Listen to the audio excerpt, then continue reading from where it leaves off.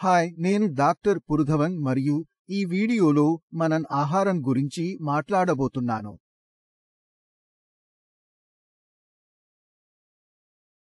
మూత్రపిండాల వైఫల్యం రోగి ఎటువంటి ఆహారం తీసుకోవాలి?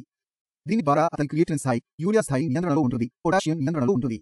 కిడ్నీ ఫెయిల్యూర్ పేషెంట్లో కిడ్నీ పనిచేయడం కనీసం కారణంగా తెలుసుకున్నాము. And because the kidneys are not working, whatever we eat, any extra substances in our food will not be able to leave the body.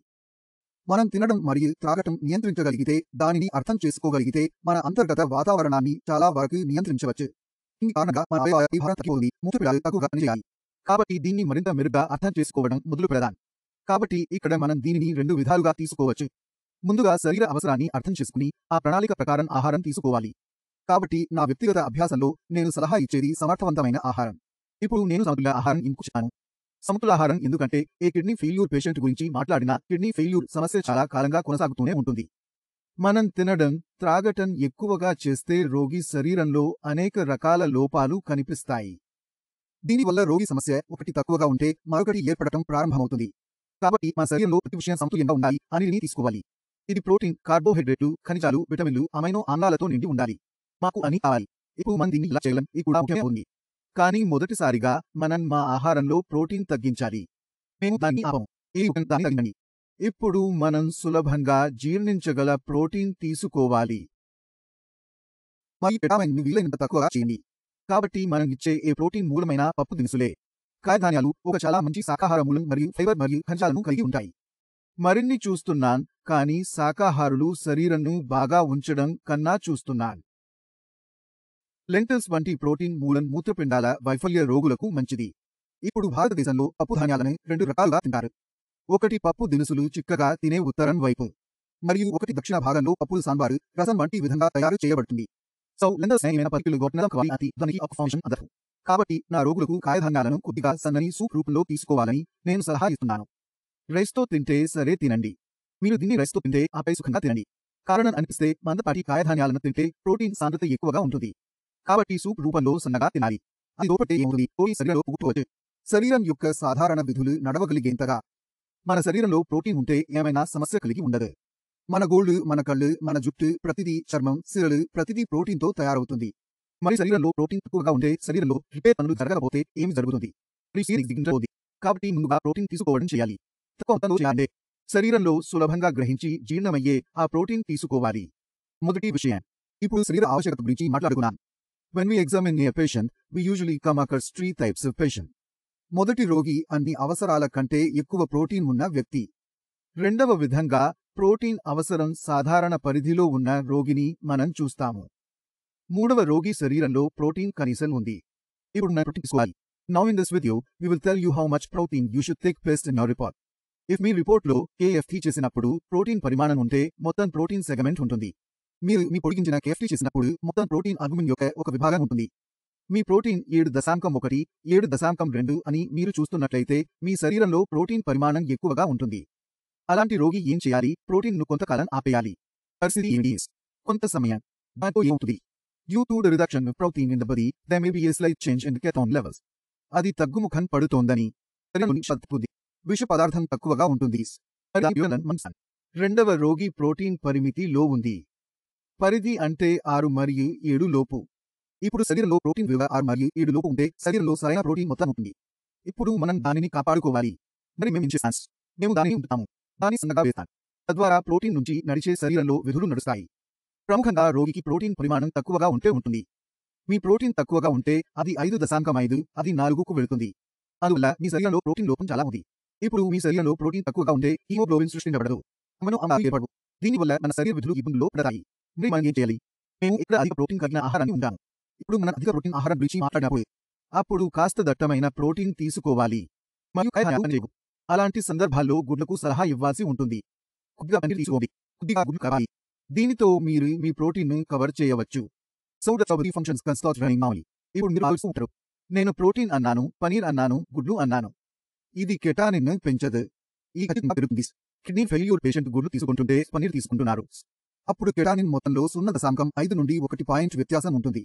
ఇప్పుడు ఈ కెటానిన్ పెరుగుతుందా అనేది ప్రశ్న. ఈ కెటానిన్ మూత్రపిండాల వైఫల్యం వల్ల పెరుగుతుంది, కానీ దానికి సమాధానం కాదు. కారణం మొదటి నుంచి మీ శరీరంలో ప్రోటీన్ లోపం ఉంది కాబట్టి. దీని కారణంగా కెటానిన్ సృష్టి తగ్గించగలిపోయింది మరియు మీ స్థాయిలు తక్కువగా ఉన్నాయి. ఇక్కడ కిడ్నీ ప్రమేయం లేదు. కెటానిన్ ప్రతి ఒక్కరి శరీరంలో ఒకే మోతాదులో తయారవుతుంది. ఇది మీ శరీరంలో అదే మొత్తంలో తయారవుతుంది. ఇది నా శరీరంలో అదే మొత్తంలో తయారవుతుంది మరియు ఇది ప్రతి ఒక్కరి శరీరంలో ఒకే మొత్తంలో తయారవుతుంది. కారణం మీ శరీరంలో కెటానిన్ తయారు చేసే రా మెటీరియల్ తక్కువగా ఉంది. ఈ కారణంగా కెటానిన్ విలువ తక్కువగా ఉంది. మీరు ప్రోటీన్ పూర్తి చేస్తారు, శరీరానికి రూపకల్పి, మీకు బలం లభిస్తుంది, హిమోగ్లోబిన్ ఏర్పడుతుంది మరియు శరీరం ఎక్కువ కాలం జీవించగలుగుతుంది. కెటానిన్ విలువను కొనసాగించే కారణం మూత్రపిండాల వైఫల్యం కాదు, కన్నా. ఈ రెండు వేర్వేరు విషయాలు. కాబట్టి మనం ప్రోటీన్ తీసుకోవడంలో తక్కువ మోతాదులో ఉండాలి మరియు మనం మంచి ప్రోటీన్ తీసుకోవడం చేయాలి. తద్వారా మన శరీర విధులు నార్మల్గా ఉంటాయి. ఇప్పుడు మీరు చాలా కన్ఫ్యూజ్ అయి ఉంటారు.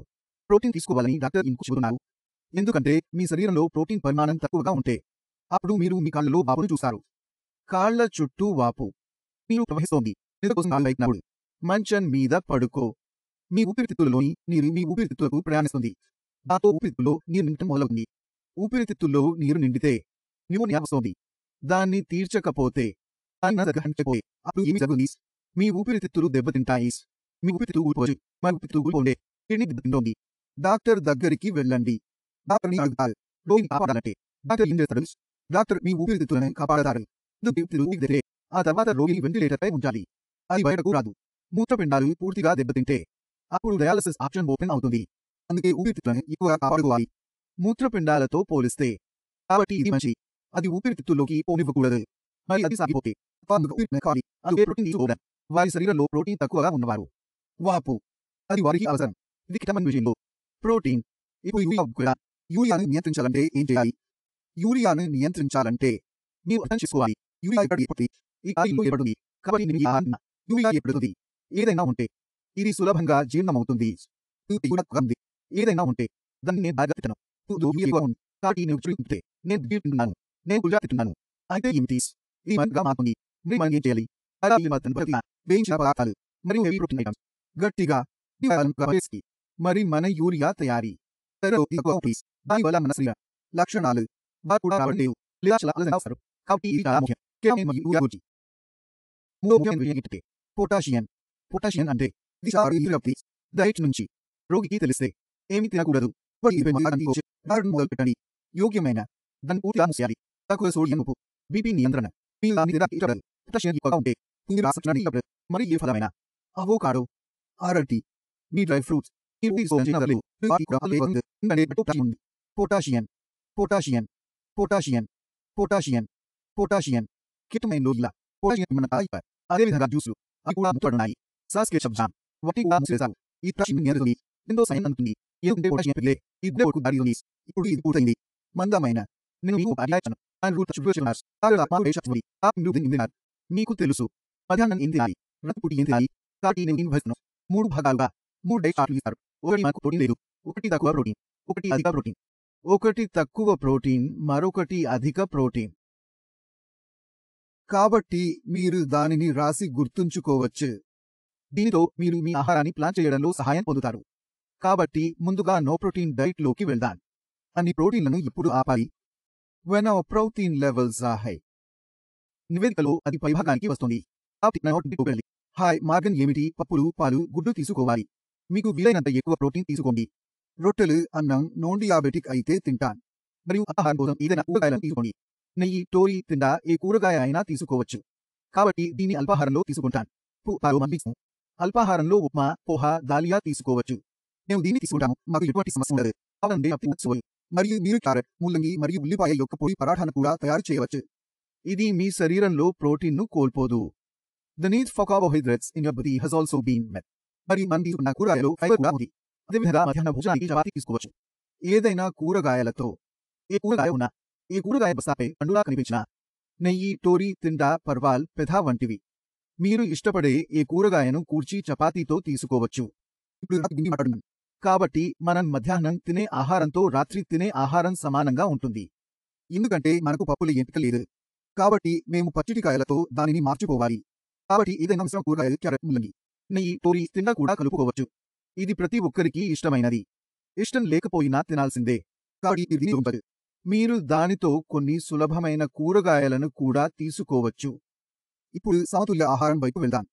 ఇది గరిష్ట రోగులకు ఇవ్వబడుతుంది. ఇందులో మనం కొద్ది మొత్తంలో పప్పు దినుసులు ఉంటున్నాం. కాబట్టి నెయ్యి, టోలి, పిండా, మిశ్రమ కూరగాయలు. మేము ఇంతకు ముందు చర్చించిన కూరగాయలను ఉంచుతాము.